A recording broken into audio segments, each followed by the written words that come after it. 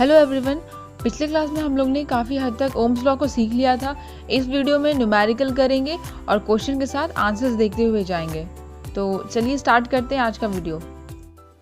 अब ये क्वेश्चन को ध्यान से देखो। इस क्वेश्चन में वोल्टेज और करंट का ग्राफ दिया हुआ है जिसमें ए एंड बी दो स्लोप हैं और क्वेश्चन पूछ रहा है कौन सा मटेरियल हाई रेजिस्टिविटी का है। क्लियर? कौन सा मटेरियल हाई रेजिस्टिविटी का है। तो सबसे पहले you have to understand what is resistivity. ठीक है,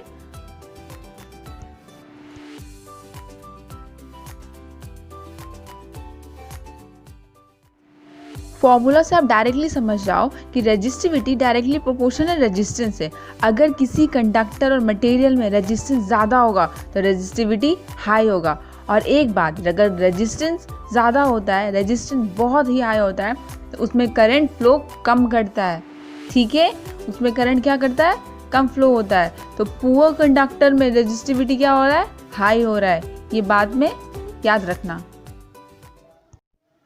अब इस क्वेश्चन के सॉल्यूशन को देखो। इस क्वेश्चन में रेजिस्टिविटी पूछा गया था। अब हम लोग को पता है रेजिस्टिविटी क्या होता है, डायरेक्टली प्रोपोर्शन किससे होता है? रेजिस्टेंस से।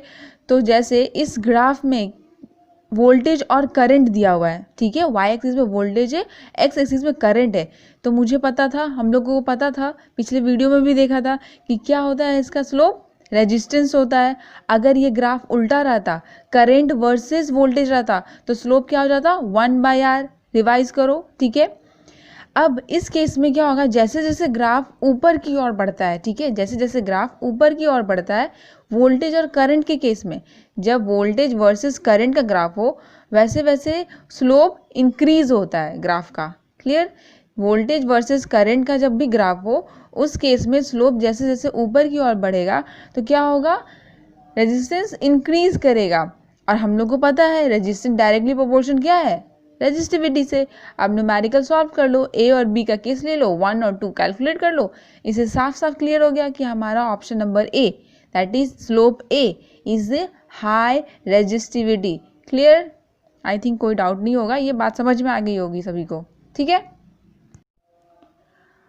नेक्स्ट क्वेश्चन में पूछा जा रहा है कि इलेक्ट्रिक बल्ब में 220 वोल्ट सोर्स दिया गया है, तो करंट कितना होगा अगर रेजिस्टेंस ऑफ बल्ब 200 ओम है। क्लियर? मतलब बल्ब का करंट निकालना है, रेजिस्टेंस और वोल्ट दिया हुआ है। नेक्स्ट में पूछा जा रहा है if in place of bulb a heater of resistance 100 ohm is connected to the source. मतलब बल्ब की जगह पे हीटर को कनेक्ट कर दो और उसका रेजिस्टेंस 100 ओम हो, तब कैलकुलेट द करंट। तब इसका करंट क्या होगा? मतलब यहाँ पे दो कैलकुलेशन करना है, पहले बल्ब का करंट निकालना है, फिर देन मुझे हीटर का करंट निकालना है। क्लियर? अब इजीली हम लोग इसको फॉर्मूला में पुट करके निकाल सकते हैं। दोनों में वोल्टेज कॉमन था, करंट निकालना था, रेजिस्टेंस गिवन थे, तो हमारा फॉर्मूला क्या हो जाएगा? Current equal to voltage by resistance. दोनों का निकाला, इतना इजीली से निकल गया, 0.18 एम्पियर, ना 2.2 एम्पियर। क्लियर?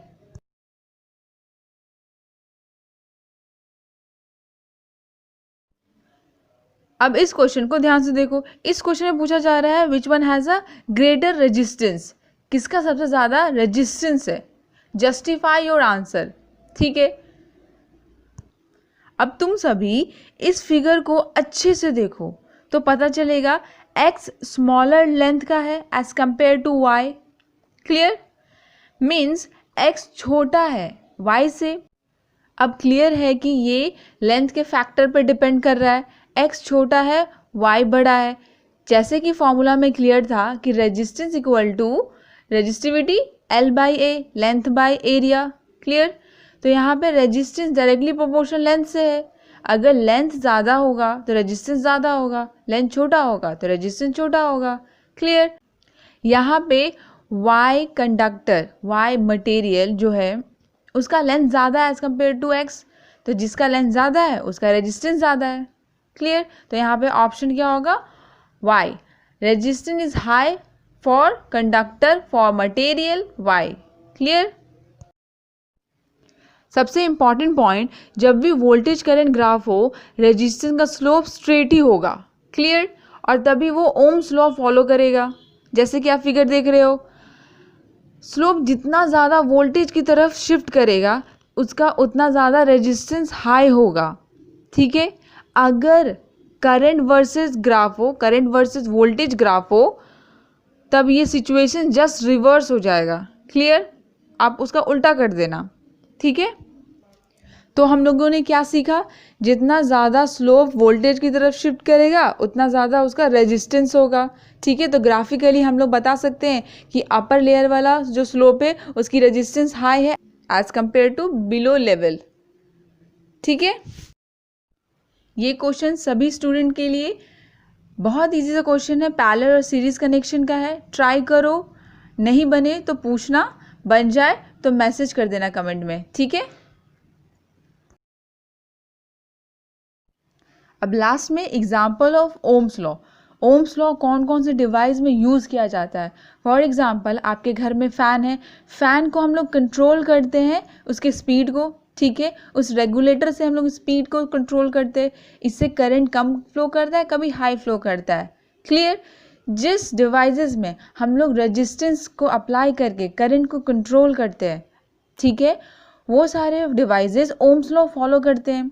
हमारा हीटर, हमारा चार्जर, मोबाइल चार्जर, फ़ैन, ठीक है, लैपटॉप, ये सारे के सारे ओम्स लॉ फॉलो करते हैं। क्लियर? अब क्वेश्चन आता है माइंड में कि why not all devices follow the Ohm's law, है ना।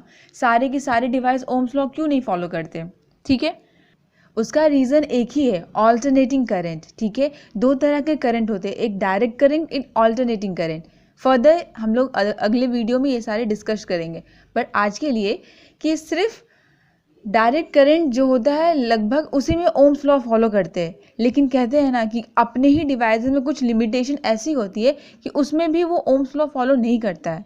मतलब जिस डिवाइस में डायरेक्ट करंट हो, ठीक है, रेजिस्टेंस हो, करंट हो, वोल्टेज हो, as usual ohm's law follow कर रहा हो, फिर भी उसका कोई एक्सट्रीम पॉइंट होता है जहाँ पे ओम्स लॉ उसमें भी फॉलो नहीं होता है, ठीक है। तो आज हम लोग ने क्या सीखा, ओम्स लॉ फॉलो करने के लिए एक पर्टिकुलर सर्कमस्टांसेस चाहिए, ठीक है, कोई एक्सट्रीम कंडीशन चाहिए। और वो कंडीशन क्या है, ohmic conductor does not follow ohm's law in higher voltage, clear, और हायर करंट, ठीक है। और they also don't follow ohm's law at a very high temperature और अ लो टेम्परेचर। ये पॉइंट बहुत इंपॉर्टेंट है, याद रखना। हाई वोल्टेज और हाई करंट में भी ये फॉलो नहीं करता है ओम्स लॉ, और ना कंडीशन का टेम्परेचर अगर हाई हो या लो हो उसमें भी ओम्स लॉ फॉलो नहीं होता है, ठीक है। इसके कुछ लिमिटेशन है ये सारे, बस वो रिमेंबर रखना। क्लियर? तो थैंक यू, आज के वीडियो में बस इतना ही था।